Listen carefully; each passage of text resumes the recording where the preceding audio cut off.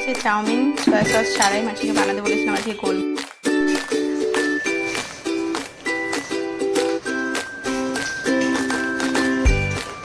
ভালো হয়েছে মাছি। গুড ইভিনিং এভরিওয়ান, এখন বাজে 5:10।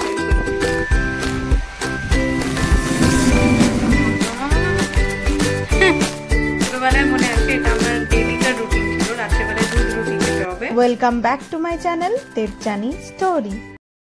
গুড মর্নিং এভরিওয়ান, আজকে টিউসডে। সকাল সকাল উঠে গেছি, মাসি এসেছিল, মাসি আসার পরেই উঠেছি।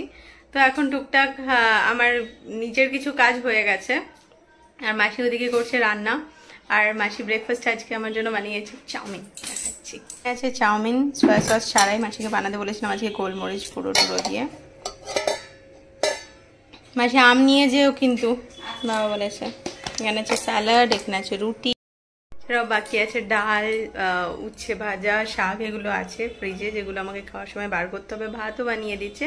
আর আজকে হচ্ছে পনির।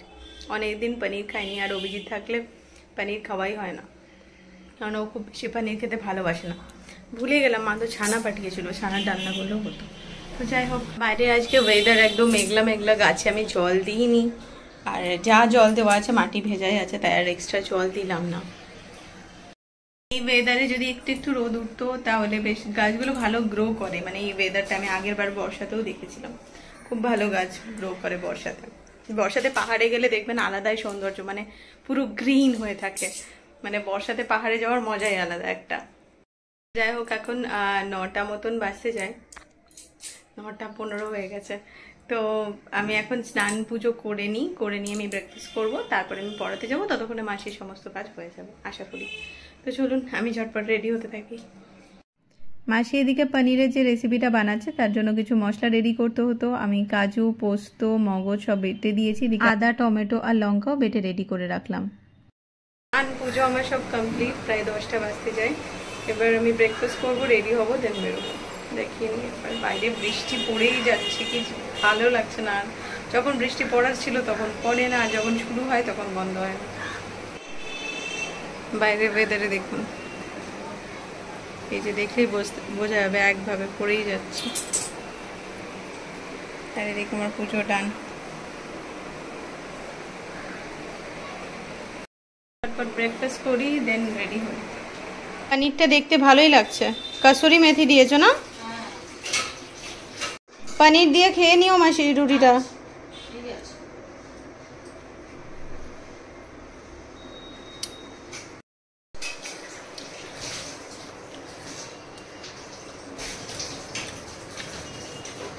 ভালো হয়েছে মাসি। আম ভালো হয় না তো। ব্রেকফাস্টে আমি চাউমিন নিয়ে নিয়েছি নতুন প্লেটে। মাসি বলে এই প্লেটে চাউমিন খাওয়া ভালো হবে, মানে ব্রেকফাস্ট খাওয়া হবে, তাই না মাসি? চাউমিন টাউমিন, পোহা, এগুলো বেশ ভালো হবে খাওয়া। এখন প্রায় 11টা বেজে গেছে। মাসি কাজ করে যেতে যেতে অনেক লেট হলো। আমিও ভিডিওটা আপলোডে বসিয়ে দিলাম, বাড়িতে ল্যাপটপেই বসিয়েছি। আর এবার আমি রেডিও হয়ে গেছি, এবার বেরিয়ে যাব। ভিডিওটা নিজের মতন আপলোড হয়ে যাবে, আর আমি ততক্ষণ পড়িয়ে চলেও আসবো। আমার ফিরতে ফিরতে আজকে নিশ্চয়ই 1টা বেজেই যাবে। তো এমনি সমস্ত কাজ হয়ে গেছে, আর এক্সেস মানে চাউমিনটাও খেয়ে নিলাম। যেটুকু বেঁচেছিল আমি ভাবলাম রেখে দেবো, তো অতিরিক্ত হয়ে যাচ্ছিল। মাসিকে বললাম তুমিও অল্প নাও, মাসিকে দিলাম, আর আমি খেয়ে নিলাম লোভে পড়ে। এবার আমার পেট পুরো ফুল, আমার মনে হচ্ছে না কি আজকে আমি লাঞ্চও করতে পারবো। তো যাই হোক, আমি বেরিয়ে যাই, ফিরে এসে কথা হচ্ছে। স্টুডেন্টের বাড়িতে আছি এখন, আর পড়ানো প্রায় শেষ। আর এখন 1টা বাজতে যায়। কে বলবে, দেখুন ঝড়ের মধ্যে চেয়ারটাকেও নিয়ে চলে যাচ্ছে। এরকম ঝড় বৃষ্টি শুরু হয়েছে। এরকম বৃষ্টির মধ্যে তো বাইরে বেরোনোও বিপদ। তো আমি ভাবলাম বেশ কিছুক্ষণ বসেই যাই, একদম বৃষ্টি থামলে আবার বেরোবো। তো এখন বাজছে প্রায় 2টো, আর আমি জাস্ট পড়িয়ে ফিরলাম। এত বৃষ্টি, প্রায় 1.25 ঘন্টা আমি স্টুডেন্টের বাড়িতে আটকা পড়ে গেছি। ঠিক বেরোবো তার 5-10 মিনিট আগে থেকে বৃষ্টিটা শুরু হলো, আর তুমুল বৃষ্টি পড়ছে। ওই বৃষ্টিতে আমি চাইলেও ছাতা নিয়ে বেরোলেও ভিজে যেতাম। আর খুব বিরক্তি লাগে বর্ষাকালে না, বৃষ্টিটা বাড়িতে বসে উপভোগ করতে ভালো লাগে, দেখতে ভালো লাগে, বাট ওই বৃষ্টিতে বাইরে যখন ওই প্যাচে কাদা বা জুতোটা যখন নোংরা হবে তখন সত্যি খুব খারাপ লাগে। আর যাই হোক, আমি বাড়িতে ফিরলাম, ফিরে এবার হাত পা মুখ চোখ ধোবো, ধুয়ে একদম লাঞ্চ করতে বসবো। বৃষ্টিটা কমে গেছিলো, আসতে কোনো অসুবিধাও হয়নি। স্টুডেন্টের বাড়ি থেকে বেরিয়ে দেখছি বৃষ্টিটা একদমই কমে গেছিলো, সেই হিসেবেই বেরোলাম। আর বেরিয়ে সাথে সাথে অটোও পেয়ে গেছি, ফেরার সময় রিক্সাও পেয়ে গেছি, তো আমাকে কাদা টাদা কিছু ফেস করতে হয়নি। তো যাই হোক, আমি এবার ফ্রেশ হয়ে খাবারটা বানিয়ে নিয়েছে। খিদে পাচ্ছে, আমি ভাবলাম খিদে পাবেই না, হয়তো খিদে পাচ্ছে, এবার খাবো। রান্নাঘরের সমস্ত কাজ মিটিয়ে অনেকদিন পরে ডাইনিং টেবিলে খেতে বসছি, কারণ আজকে এসির দরকার নেই, ফ্যান চললেই যথেষ্ট, আর বাইরে ওয়েদারটা একদম ঠান্ডা ঠান্ডা। যাই হোক, আমি দেখাই লাঞ্চে কি করছি। ভাতটাকে আর আলাদা করে গরম করিনি, সব সবজিগুলো গরম করে নিয়েছিলাম, তাই আর ঘিটাও নিইনি। এখানে আছে পনির, আর এখানে আছে মসুর ডাল, লাল শাক, উচ্ছে ভাজা আর স্যালাড। টিউসডে স্পেশাল আমার veg thali. A few moments later. Good evening everyone, এখন বাজে 5:10। আমি ফুললি রেডি হয়ে গেছি। দুপুরবেলায় আজকে প্রায় 1 ঘন্টা মতন ঘুমিয়েছি, মানে ঘুম পেয়ে গেছিল, জানি না কেন। ঘুরে আসা মানে বহরমপুর থেকে আসার পর থেকে আসলে জার্নি হলেই না, ট্রেন একটু জার্নি হলে বা 1 দিন 2 দিনের জন্য কোথাও গেলাম এলাম, এতে জার্নিটা অনেক বেশি হয়, তাহলে হয়তো এসে ঘুমটা পাই। যখনই হোক, আমি কালকেও দুপুরে ঘুমিয়েছিলাম, ভাবলাম রাত্রেবেলায় ঘুম আসবে না, রাতেও ভালো ঘুমিয়েছি, আবার আজকেও দুপুরে ঘুমিয়েছি। তো যাই হোক, একদিকে ভালো ঘুমটা হচ্ছে, আর আমি এবার যাই পড়িয়ে আসি, পড়িয়ে এসে কথা হচ্ছে। এখন বাজে 10:30, আর আমি পড়িয়ে চলে এসেছি, আধা ঘন্টা হলো। এসে তাড়াতাড়ি ফ্রেশ হয়ে একটু রেস্ট নিয়েছিলাম, মানে আমি টুকটাক ফোন করছিলাম, মা দিদিভাই সবার সাথে কথা বললাম।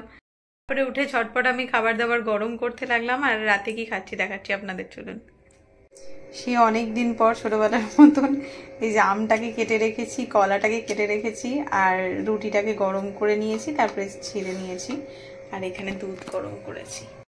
ছোটবেলায় মনে আছে, এটা আমার ডেলিকার রুটিন ছিল, রাত্রেবেলায় দুধ রুটি খেতে হবে, কলা থাকবে সাথে, আমি সিজন হলে আম থাকবে, সেটা আলাদা ব্যাপার। তো রাত্রেবেলায় ডেলি আমাকে দুধ রুটি খেতে হতো, আর রুটি আমি খেতে ভালোবাসতাম, বাট স্টিল বাড়িতে যদি কোনোদিনও তরকারি হতো, সেটাও যদি আমি ভাবতাম যে না খাবো, তাহলে বাবা বকবে। মানে বাবা জানে যে দুধ রুটি যেন ডেলি খাই, মানে দুধটা ছিলই আমার লিস্টে। দুধ খেতে আমি খারাপ বাসতাম না, মানে দুধ খেতে আমি ভালোই বাসতাম, বাট ওই রাত্রেবেলায় যখন মুখের আসলে স্বাদ ফিরলো, যখন দেখছি আমি, তখন মনে হয় 6 কি 7 এরকম পড়ি, যখন জানি যে আরো ভালো ভালো রান্না হচ্ছে, তখন রুটিটা মনে হতো একটু তরকারি দিয়ে খায়, তো তখন গিয়ে অসুবিধাটা হতো। তার আগে আমি বেশ দুধ রুটিই খেতাম প্রত্যেকদিন রাত্রেবেলায়। তো আজকে সেই দুধ রুটি আম কলা দিয়ে মাখিয়ে খাবো। পনিরের তরকারিটা আর বার করতে ইচ্ছা করলো না, যখন দুধটা আছে তখন ওই আম থাকলে সেটা দিয়ে খেতে ইচ্ছা করে, সর থাকবে দুধের, একটু দারুণ লাগে।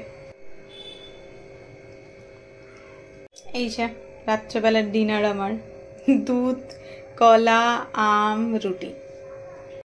তো এখন বাজে 11টা, আর ওদিকের কাজ আমি সম্পূর্ণ মিটিয়ে এসেছি, রান্নাঘরের কাজ, আর আমার তো ডিনারও কমপ্লিট। আজকে ভেবেছি বাইরের জানলাটা খুলে দিলাম, আজকে এত ঠান্ডা ঠান্ডা ওয়েদার না, আজকে ভেবেছি এসিটা আমি চালাবো না, কারণ আজকে অভিজিৎ নেই আর আমাকে কেউ বলারও নেই। আজকে ফ্যান চালিয়ে জানলা দরজা খুলে আমি ঘুমাবো। বেশি ঠান্ডা ঠান্ডা ওয়েদারে হালকা চাদরও নিতে হয়, এত ঠান্ডা লাগে ভোরের দিকে। তো যাই হোক, দ্যাটস ইট। আর গুড নিউজ হচ্ছে, কালকে অভিজিৎ আবার আসছে কলকাতায়, কালকে আসছে, আর ছুটিও আছে ওর। তো ভালো কোথাও একটু ঘোরাটোরা হবে, বা যেটুকুই হোক, যতটাই সম্ভব হবে, কারণ বর্ষাকাল, বলা যাচ্ছে না কখন কি বৃষ্টি হবে। তো যদি আমরা আশেপাশেও কোথাও বেরোতে পারি, কারণ আমাদের নিজেদেরই টাইম দিতে পারছি না আমরা, এই মানে বহরমপুর কলকাতা করে করে। আর সেকেন্ড হচ্ছে, ও লাস্ট কবে যে ছুটি নিয়েছে, সেভাবে ছুটিই পায়নি, আর ছুটি নিলেও এইভাবেই মানে কাজের মধ্যেই ছিল। তো ওকে ওর বসই বলেছে যে তুই 2 দিন ছুটি নে, একটু রেস্ট নে, তারপরে আবার জয়েন কর, মানে ব্যাক টু বহরমপুর, মানে এইভাবেই চলতে থাকবে। আমি জানি না কতদিন কি হবে। তো যাই হোক, কালকেও আসে, এটাই আমার কাছে মজার খবর। আর কালকে মাসিকেও বলেছি আসতে সকাল সকাল, তো মাসি কাজ করে যাবে, আর আমি, ওর কাছে একটা চাবিও আছে, আমি পড়াতে যাব, তার মাঝখানেই অভিজিৎ হয়তো চলে আসবে, এটুকুই আপাতত জানি। আর যেহেতু কালকে ছুটি থাকবে ওর, তো আমার অতটাও কিছু না, আমি পড়িয়ে চলে আসবো, তারপরে এসে কথাবার্তা হবে। তো আজকে ব্লগটা এটুকুই থাকলো। যদি কিছু ভালো লেগে থাকে তো please to like comment share and subscribe my channel Debjani story. কাল দেখা হচ্ছে নতুন একটা ব্লগের সাথে, ততক্ষণ আপনারা সকলে ভালো থাকবেন, সুস্থ থাকবেন, আর সকলকে ভালো রাখবেন। চলুন, টাটা, গুড নাইট।